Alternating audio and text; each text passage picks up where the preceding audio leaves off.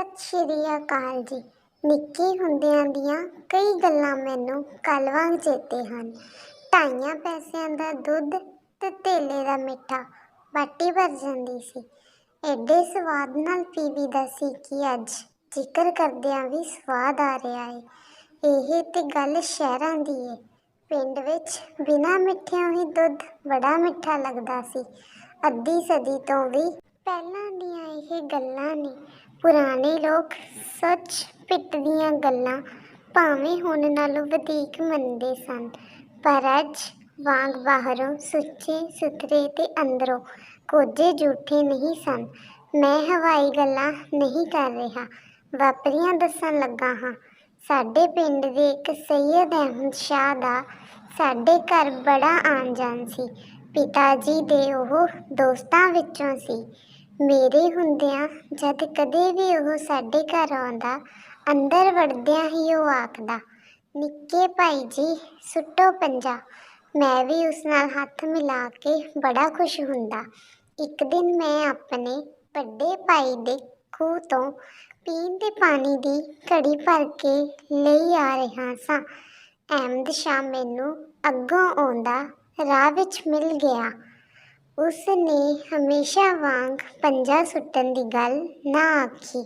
ਮੇਰੇ ਕੋਲੋਂ ਦੀ ਜਦ ਉਹ ਲੰਘਣ ਲੱਗਾ ਤਾਂ ਮੈਂ ਉਸ ਦੀ ਖੁੱਲ੍ਹੇ ਗਲਮੇ ਵਾਲੇ ਝੋਲੇ ਦੀ ਕੰਨੀ ਫੜ ਲਈ ਤੇ ਕਿਹਾ, ਸ਼ਾਹ ਜੀ ਪੰਜਾ ਸੁੱਟ ਕੇ ਜਾਓ। ਪੰਜਾ ਤਾਂ ਉਸਨੇ ਕੀ ਸੁੱਟਣਾ ਸੀ, ਪਰੇ ਹਟ ਕੇ ਖਲੋ ਗਿਆ ਤੇ ਆਖਣ ਲੱਗਾ, ਹੋ ਕਹਿ ਕਰ ਛੋੜਿਆ ਨੇ, ਇਹ ਤੁਹਾਡੇ ਪਾਣੀ ਕੌਣ ਪੀਸੀ। ਵੱਡੇ ਭਾਈ ਹੋਰਾਂ ਕੋਲੋਂ ਵੀ ਸ਼ਰਮਿੰਦਗੀ ਦਵਾਸੋ। ਅਹਿਮਦ ਸ਼ਾਹ ਦੀ ਗੱਲ ਸੁਣ ਕੇ ਭੋਰਾ ਕੁ ਚਿੰਤਾ ਮੈਨੂੰ ਵੀ ਹੋਈ।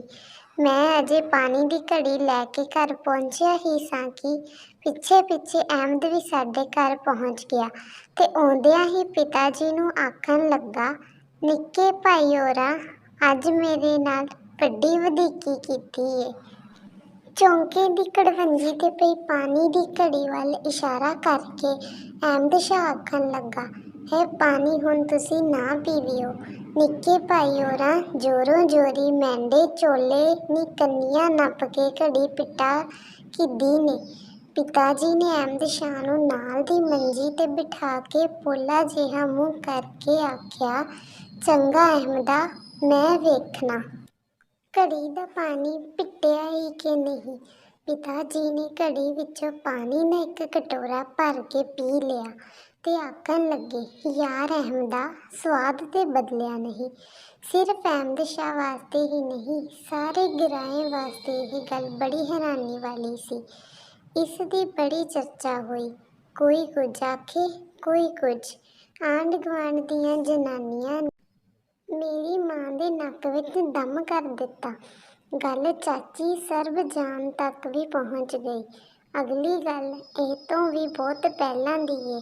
ਨੱਥੂ ਖੋਜੇ ਦੀ ਵਹੁਟੀ ਚਾਚੀ ਸਰਬਜਾਨ ਦਾ ਆਪਣਾ ਕੋਈ ਮੁੰਡਾ ਕੁੜੀ ਨਹੀਂ ਸੀ। ਉਹ ਬੜੀ ਛੱਡੀ ਫੁੱਕੀ ਰਹਿੰਦੀ ਸੀ।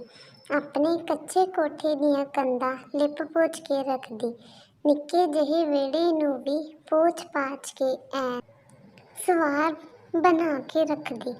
ਚਿੱਟੇ ਦੁੱਧ ਆਪਣੇ ਹੱਥ ਦੇ ਧੋਤੇ ਹੋਏ ਸੂਤਰ ਦੇ 3 ਕੱਪੜਿਆਂ ਉੱਤੇ ਮਜਾਲ ਹੈ ਕਦੇ ਉਹ ਮੈਲ ਦਾਗ ਵੀ ਲੱਗਣ ਦੇਵੇ। ਜਿਸ ਰੰਗਲੀ ਪੀੜੀ ਉੱਤੇ ਬਹਿ ਕੇ ਉਹ ਚਰਖਾ ਕੱਤਦੀ ਸੀ, ਉਹ ਪੀੜੀ ਪੇਕਿਓਂ ਲਿਆਈ ਸੀ। ਕਿਤਨੇ ਹੀ ਸਾਲ ਹੋ ਗਏ ਸਨ, ਪਰ ਇਉਂ ਜਾਪਦਾ ਸੀ ਕਿ ਇਹ ਹੁਣੇ-ਹੁਣੇ ਨਵਾਂ ਰੰਗ ਕਰਵਾ ਕੇ ਲਿਆਈ ਹੈ। ਮੈਂ ਨਿੱਕਾ ਜਿਹਾ ਸਾਂ, ਪਰ ਮੈਨੂੰ ਯਾਦ ਹੈ ਕਿ ਚਾਚੀ ਸਰਬਜਾਨ ਸਾਡੇ ਘਰ ਆਣ ਕੇ ਮੈਨੂੰ ਨਾਲ ਲੈ ਜਾਂਦੀ। ਛੋਲਿਆਂ ਦੀਆਂ ਗੁੱਲੀਆਂ ਨਾਲ ਕਿਤਨਾ ਕਿਤਨਾ ਆਪਣੇ ਘਰ ਦੀ ਗਾਂ ਦਾ ਮੱਖਣ ਮੈਨੂੰ ਚਟਾ ਦਿੰਦੀ ਸੀ, ਪਰ ਆਪਣੇ ਘਰ ਦਾ ਪਾਣੀ ਮੈਨੂੰ ਨਹੀਂ ਸੀ ਪੀਣ ਦਿੰਦੀ। ਪਾਣੀ ਵਾਸਤੇ ਮੈਂ ਜਦ ਕਦੇ ਵੀ ਜਿੱਦ ਕਰਦਾ ਤਾਂ ਉਹ ਆਖਦੀ, ਜੇ ਇਸ ਤਰ੍ਹਾਂ ਜਿੱਦ ਕਰੇਂਗਾ ਤਾਂ ਤੇਰੀ ਮਾਂ ਤੇ ਤੇਰੇ ਵੱਡੇ ਭਾਈ ਹੋਰੀਂ ਤੈਨੂੰ ਮੈਂਡੇ ਘਰ ਆਉਣ ਨਹੀਂ ਦੇਣਗੇ।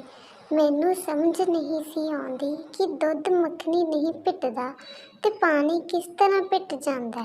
ਚਾਚੀ ਸਰਬਜਾਨ ਮੇਰੇ ਨਾਲ ਬੜਾ ਲਾਡ ਕਰਦੀ ਸੀ। ਕਿਤਨਾ ਚਿਰ ਘੁੱਟ-ਘੁੱਟ ਕੇ ਮੈਨੂੰ ਛਾਤੀ ਨਾਲ ਲਾਈ ਰੱਖਦੀ। ਮੇਰੀਆਂ ਗੱਲਾਂ ਨੂੰ ਆਪਣੀਆਂ ਗੱਲਾਂ ਨਾਲ ਮਲਦੀ ਰਹਿੰਦੀ, ਪਰ ਮੂੰਹ 'ਤੇ ਪਿਆਰ ਨਹੀਂ ਸੀ ਦਿੰਦੀ। ਅਹਿਮਦ ਸ਼ਾਹ ਪਾਸੋਂ ਪਾਣੀ ਦੀ ਗੜਵੀ ਪਿੱਟਣ ਦੀ ਗੱਲ ਚਾਚੀ ਸਰਬਜਾਨ ਨੇ ਵੀ ਸੁਣੀ, ਪਰ ਹੁਣ ਉਹ ਮੈਨੂੰ ਬੁੱਚੂ ਗੁਰਮੇ ਨਾਲੋਂ ਕੁਝ ਵੱਡਾ ਹੋ ਗਿਆ ਸਮਝਣ ਲੱਗ ਪਈ ਸੀ। ਅੱਵਲ ਤੇ 50 ਸਾਲ ਹੀ ਹੁੰਦੇ ਹਨ, ਪਰ 48 ਤੋਂ ਘੱਟ ਨਹੀਂ ਹੋਣੇ। 1919 ਵਿੱਚ ਜਲਿਆਂਵਾਲਾ ਬਾਗ ਦਾ ਖੂਨੀ ਹਾਦਸਾ ਹੋ ਗਿਆ ਤੇ 1921 ਵਿੱਚ ਨਨਕਾਣਾ ਸਾਹਿਬ ਦਾ ਸਾਕਾ। ਇਸ ਤੋਂ ਪਿੱਛੋਂ ਮੁਸਾਫਿਰ ਦੇ ਕਿਤੇ ਪੈਰ ਹੀ ਨਹੀਂ ਲੱਗੇ। 1923 ਦਾ ਹੀ ਕੋਈ ਦਿਨ ਹੋਵੇਗਾ। ਮੁਲਤਾਨ ਸੈਂਟਰਲ ਜੇਲ੍ਹ ਦੀ ਗੱਲ ਹੈ। ਪਠਾਨ ਕੈਦੀ ਨੰਬਰਦਾਰ ਪਾਸੋਂ ਮੈਂ ਜੇਲ੍ਹ ਦੇ ਲੰਗਰ ਵਿੱਚੋਂ ਦਲੀਆ ਮੰਗਵਾਇਆ। ਜਥੇਦਾਰ ਊਧਮ ਸਿੰਘ ਨਾਲ ਤੇ ਮੈਂ ਸ਼ਾਇਦ ਕੋਈ ਹੋਰ ਵੀ ਸਾਡੇ ਨਾਲ ਹੋਵੇ। ਅਸਾਂ ਰਲ ਕੇ ਦਲੀਆ ਖਾਧਾ। ਜੇਲ੍ਹਾਂ ਵਿੱਚ ਲੰਗਰ ਦੀ ਮੁਸ਼ੱਕਤ ਤੇ ਮੁਸਲਮਾਨ ਕੈਦੀਆਂ ਨੂੰ ਨਹੀਂ ਸੀ ਲਗਾਇਆ ਜਾਂਦਾ। ਲੰਗਰ ਵਿੱਚ ਖਾਣਾ ਖੁਆਉਣ ਦਾ ਕੈਦੀ ਨੂੰ ਚੰਗਾ ਮੌਕਾ ਮਿਲਦਾ ਹੈ, ਇਸ ਵਾਸਤੇ ਉਹ ਲੰਗਰ ਦੀ ਮੁਸ਼ੱਕਤ ਪਸੰਦ ਕਰਦਾ ਹੈ। ਜਦ ਮੁਸਲਮਾਨ ਨੰਬਰਦਾਰ ਹੱਥੋਂ ਸਾਡੇ ਦਲੀਆ ਖਾ ਲੈਣ ਦੀ ਖਬਰ ਮੁਸਲਮਾਨ ਕੈਦੀਆਂ ਨੂੰ ਪਤਾ ਲੱਗੀ ਤਾਂ ਉਹਨਾਂ ਨੇ ਹਿੰਦੂ ਸਿੱਖਾਂ ਦੇ ਨਾਲ ਰਲ ਕੇ ਰਿੰਨਣ ਪਕਾਉਣ ਦੀ ਮੁਸ਼ੱਕਤ ਲਈ ਮੰਗ ਕਰ ਦਿੱਤੀ ਤੇ ਦਲੀਲ ਇਹ ਦਿੱਤੀ ਕਿ ਇਹ ਹਿੰਦੂ ਸਿੱਖ ਕਾਂਗਰਸੀ ਤੇ ਅਕਾਲੀ ਕੈਦੀ, ਜੋ ਇੱਕ ਤਰ੍ਹਾਂ ਨਾਲ ਪ੍ਰਤੀਨਿਧ ਹਨ, ਸਾਡੇ ਹੱਥ ਦਾ ਖਾ ਲੈਂਦੇ ਹਨ ਤਾਂ ਹੋਰਨਾਂ ਨੂੰ ਇਤਰਾਜ਼ ਕਿਉਂ ਹੋਵੇ। ਬੜੀ ਐਜੀਟੇਸ਼ਨ ਹੋਈ। ਸਾਂਝੇ ਲੰਗਰ ਵਿੱਚ ਮੁਸਲਮਾਨਾਂ ਨੂੰ ਲੰਗਰ ਦੀ ਮੁਸ਼ੱਕਤ ਦੇਣੀ ਤਾਂ ਪ੍ਰਵਾਨ ਨਹੀਂ ਕੀਤੀ ਗਈ, ਪਰ ਲੰਗਰ ਵੱਖੋ ਵੱਖ ਹੋ ਗਏ। 1923 ਵਿੱਚ ਲੰਗਰ ਦੋ ਹੋਏ ਤੇ ਮੁਲਕ ਵੀ ਦੋ ਹੋ ਗਏ। ਆਖਦੇ ਨੇ ਹੁਣ ਜ਼ਮਾਨਾ ਰੋਸ਼ਨੀ ਦਾ ਆ ਗਿਆ ਹੈ, ਲੋਕਾਂ ਦੀਆਂ ਅੱਖਾਂ ਖੁੱਲ੍ਹ ਗਈਆਂ ਹਨ। ਪਹਿਲਾਂ ਲੋਕ ਹਨੇਰੇ ਵਿੱਚ ਸਨ। ਲੋੜੋਂ ਵਧੇਕ ਰੋਸ਼ਨੀ ਨਾਲ ਅੱਖਾਂ ਦਾ ਚੁੰਧਿਆ ਜਾਣਾ ਵੀ ਹਨੇਰੇ ਵਿੱਚ ਤੁਰਨ ਵਾਲੀ ਹੀ ਗੱਲ ਹੈ। ਗੱਲ ਗੱਲਾਂ ਨਾਲ ਵੀ ਬਣ ਜਾਂਦੀ ਹੈ, ਪਰ ਜੇ ਉਹ ਕਰਨੀ ਦੀ ਕਸਵੱਟੀ ਤੇ ਪੂਰੀਆਂ ਉਤਰਨ ਤਾਂ। ਸਿਆਣੇ ਦੱਸਦੇ ਹਨ ਕਿ ਭੂਤ ਕਿਧਰੇ ਜਾਂਦਾ ਨਹੀਂ, ਵਰਤਮਾਨ ਵਿੱਚ ਹੀ ਲੁਕ ਜਾਂਦਾ ਹੈ। ਇਸ ਦਾ ਸਬੂਤ ਇਹ ਹੈ ਕਿ ਪੁਰਾਣੀਆਂ ਗੱਲਾਂ ਦਾ ਬਿਆਨ ਕਰਨ ਵਿੱਚ ਸਵਾਦ ਜਿਹਾ ਅਨੁਭਵ ਹੁੰਦਾ ਹੈ। ਭੂਤ ਦਾ ਵਰਤਮਾਨ ਨਾਲ ਮੁਕਾਬਲਾ ਨਾ ਕਰੀਏ ਤਾਂ ਹੋਰ ਵੀ ਸਵਾਦੀ ਗੱਲ ਹੈ। ਜੇ ਅਸੀਂ ਮੰਨਦੇ ਹਾਂ ਕਿ ਲੋਕਾਂ ਵਿੱਚ ਹੁਣ ਵਧੀਕ ਅਕਲ ਆ ਗਈ ਹੈ, ਸਾਇੰਸ ਦੀਆਂ ਕਾਢਾਂ ਨੇ ਕੀ ਦਾ ਕੀ ਕਰ ਦਿਖਾ ਦਿੱਤਾ ਹੈ, ਤਾਂ ਫਿਰ ਅਸੀਂ ਹੁਣ ਦਇਆ ਲੋਕਾਂ ਨੂੰ ਅਣਜਾਣੇ ਕਿਉਂ ਸਮਝੀਏ। ਪੁਰਾਣੀ ਗੱਲ ਜੋ ਕੋਈ ਸਾਨੂੰ ਚੇਤੇ ਹੈ ਤਾਂ ਦੱਸ ਦਈਏ, ਇਤਨਾ ਹੀ ਕਾਫੀ ਹੈ। ਸਮਾਂ ਸੁਭਾਅ 'ਤੇ ਅਸਰ ਪਾਉਂਦਾ ਹੈ, ਪਰ ਉਸਦੇ ਸੁਭਾਅ 'ਤੇ ਜਿਹੜਾ ਸਮੇਂ ਦੇ ਅਧੀਨ ਚੱਲੇ। ਸਰਦਾਰ ਦਰਸ਼ਨ ਸਿੰਘ ਫੇਰੋਮਾਨ ਦਾ 74 ਦਿਨ ਭੁੱਖੇ ਰਹਿ ਕੇ ਆਪਣੇ ਪ੍ਰਣ ਲਈ ਪ੍ਰਾਣ ਦੇ ਜਾਣਾ ਦੱਸਦਾ ਹੈ ਕਿ ਉਸ ਦੇ ਸੁਭਾਅ ਵਿੱਚ ਸਮੇਂ ਨੇ ਕੋਈ ਫਰਕ ਨਹੀਂ ਪਾਇਆ। ਜੇਲ੍ਹ ਦੀਆਂ ਸਜ਼ਾਵਾਂ ਵਿੱਚ ਇੱਕ ਇਹ ਵੀ ਸਜ਼ਾ ਹੁੰਦੀ ਹੈ ਕਿ ਕੈਦੀ ਨੂੰ ਬੈਰਕ ਵਿੱਚੋਂ ਸਾਥੀਆਂ ਨਾਲੋਂ ਨਖੇੜ ਕੇ ਵੱਖਰੀ ਕੋਠੀ ਵਿੱਚ ਬੰਦ ਕਰ ਦਿੱਤਾ ਜਾਵੇ ਤੇ ਸੀਖਾਂ ਵਾਲੇ ਦਰਵਾਜ਼ੇ ਵਿੱਚੋਂ ਹੀ ਉਸਨੂੰ ਰੋਟੀ ਪਾਣੀ ਦੇ ਦਿੱਤਾ ਜਾਵੇ। ਅਕਸਰ ਕੈਦੀ ਜਿਨ੍ਹਾਂ ਨੂੰ ਵੱਖਰੀ ਕੋਠੀ ਵਿੱਚ ਬੰਦ ਕਰ ਦੇਣ, ਸੀਖਾਂ ਵਾਲੇ ਦਰਵਾਜ਼ੇ ਵਿੱਚੋਂ ਬਾਹਰ ਝਾਕਦੇ ਰਹਿੰਦੇ ਹਨ ਤੇ ਜੇਲ੍ਹ ਕਰਮਚਾਰੀਆਂ ਨੂੰ ਇਸ ਤੋਂ ਇਹ ਖਿਆਲ ਹੁੰਦਾ ਹੈ ਕਿ ਉਸ ਦਾ ਬਾਹਰ ਆਉਣ ਨੂੰ ਜੀ ਕਰਦਾ ਹੈ। ਦਰਸ਼ਨ ਸਿੰਘ ਨੂੰ ਜਦ ਕਦੇ ਇਸ ਤਰ੍ਹਾਂ ਵੱਖਰੀ ਕੋਠੀ ਵਿੱਚ ਬੰਦ ਕਰ ਦਿੱਤਾ ਜਾਂਦਾ ਤਾਂ ਉਹ ਦਰਵਾਜ਼ੇ ਵਾਲੇ ਪਾਸੇ ਪਿੱਠ ਕਰਕੇ ਪਾਠ ਸ਼ੁਰੂ ਕਰ ਦਿੰਦਾ। ਇੱਕ ਵਾਰ ਮੁਲਤਾਨ ਸੈਂਟਰਲ ਜੇਲ੍ਹ ਦਾ ਦਰੋਗਾ ਰਾਏ ਸਾਹਿਬ ਜਮਨਾ ਦਾਸ ਮੈਨੂੰ ਆਖਣ ਲੱਗਾ, ਦਰਸ਼ਨ ਸਿੰਘ ਪਾਸ ਇੱਕ ਮੇਰੀ ਸਿਫਾਰਿਸ਼ ਤੇ ਕਰੋ। ਅੱਜ ਸੁਪਰਡੈਂਟੈਂਟ ਸਾਹਿਬ ਨੇ ਜੇਲ੍ਹ ਦਾ ਖਾਸ ਮੁਆਇਨਾ ਕਰਨਾ ਹੈ।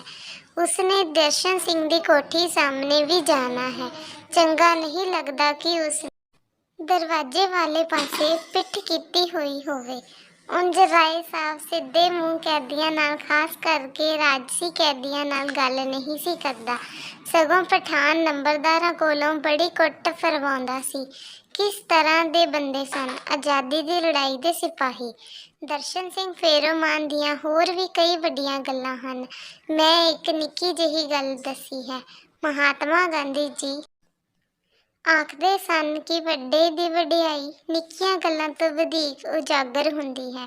ਇਸ ਲਈ ਇਸ ਵਾਰਤਾ ਵਿੱਚ ਮੈਂ ਨਿੱਕੇ ਹੁੰਦਿਆਂ ਦੀਆਂ ਨਿੱਕੀਆਂ ਗੱਲਾਂ ਦਾ ਹੀ ਬਹੁਤਾ ਜ਼ਿਕਰ ਕੀਤਾ ਹੈ। ਪਹਿਲੀ ਵਾਰ ਜੇਲ੍ਹ ਜਾਣ ਤੋਂ ਵੀ ਪਹਿਲਾਂ ਦੀ ਗੱਲ ਹੈ। ਪੇਸ਼ਾਵਰ ਵਿੱਚ ਇੱਕ ਖਿਲਾਫਤ ਕਾਨਫਰੰਸ ਸੀ। ਉਹਨਾਂ ਦਿਨਾਂ ਵਿੱਚ ਕਾਂਗਰਸ, ਖਿਲਾਫਤ ਤੇ ਅਕਾਲੀ ਸਾਰੀਆਂ ਲਹਿਰਾਂ ਇਕੱਠੀਆਂ ਹੀ ਚੱਲਦੀਆਂ ਸਨ। ਕਾਨਫਰੰਸ ਵਾਲਿਆਂ ਨੇ ਇੱਕ ਕਵੀ ਦਰਬਾਰ ਰੱਖਿਆ। ਸਰਕਾਰ ਨੇ ਕਵੀ ਦਰਬਾਰ ਉੱਤੇ ਪਾਬੰਦੀ ਦਾ ਐਲਾਨ ਕਰ ਦਿੱਤਾ। ਕਾਨਫਰੰਸ ਦੇ ਪ੍ਰਬੰਧਕਾਂ ਨੇ ਫੈਸਲਾ ਕੀਤਾ ਕਿ ਕਵੀ ਦਰਬਾਰ ਨਾ ਕੀਤਾ ਜਾਵੇ। ਵੈਸੇ ਹੀ ਜਲਸੇ ਵਿੱਚ ਇੱਕ ਤਕਰੀਰ ਪਿੱਛੋਂ ਦੋ ਕਵਿਤਾਵਾਂ ਪੜ੍ਹਾ ਲਈਆਂ ਜਾਣ ਤੇ ਫਿਰ ਤਕਰੀਰ ਹੋ ਜਾਏ ਤੇ ਫਿਰ ਕਵਿਤਾ। ਲੱਖਾ ਸਿੰਘ ਖੁੰਡੇਵਾਲ ਇੱਕ ਬੜਾ ਮਖੌਲੀ ਪ੍ਰਚਾਰਕ ਸੀ। ਜਦ ਉਸ ਦੀ ਵਾਰੀ ਤਕਰੀਰ ਕਰਨ ਦੀ ਆਈ ਤਾਂ ਉੱਠਦਿਆਂ ਸਾਰ ਆਖਣ ਲੱਗਾ, ਸਰਕਾਰ ਨੇ ਸਾਡੇ ਕਵੀ ਦਰਬਾਰ ਤੇ ਪਾਬੰਦੀ ਲਾ ਦਿੱਤੀ ਹੈ, ਪਰ ਅਸੀਂ ਵੀ ਸਰਕਾਰ ਦੇ ਪਿਓ ਹਾਂ। ਅਸਾਂ ਇਸ ਢੰਗ ਨਾਲ ਕਵੀ ਦਰਬਾਰ ਕਰ ਹੀ ਲਿਆ ਹੈ। ਜਿਸ ਤਰ੍ਹਾਂ ਉਸਨੇ ਆਖਿਆ ਮੈਂ ਉਸੇ ਤਰ੍ਹਾਂ ਹੀ ਦੱਸ ਰਿਹਾ ਹਾਂ।